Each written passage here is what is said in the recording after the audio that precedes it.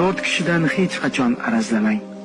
Otadan, onadan, aka-ukadan, opa-singildan. 4 narsadan Alloh taoloning panohini tilang. G'amdan, mahzunlikdan, ojizlikdan, baxillikdan. 4 kishiga bag'ritoshlik qilmang.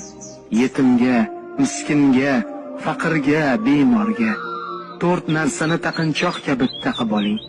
Sabrni, halimlikni, ilmni va saxiylikni. 4 kishiga yaqin yuring. Muxlisga, vafodorga, ochiq ko'ngilga hamda sodiqqa. 4 kishidan uzoq yuring. Oilangizga ko'z olaytiradigan fosiqdan, millat xoinidan, musulmonlarning xatosini izlab, sharmanda qilish uchun urinadigan quloqdan, dushmanga xizmat qiladigan pastkash do'stdan. 4 kishiga ishonmang. Kazzobga, o'g'riga, hasadgo'yga va manmanga.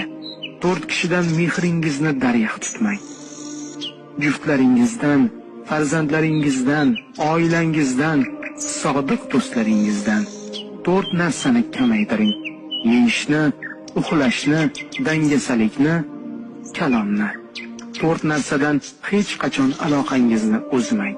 Namozdan, Qur'ondan, zikrdan va qarindoshlik aloqasidan. Ushbu ko'rsatmalarni albatta o'z yaqinlaringizga ham ulashishni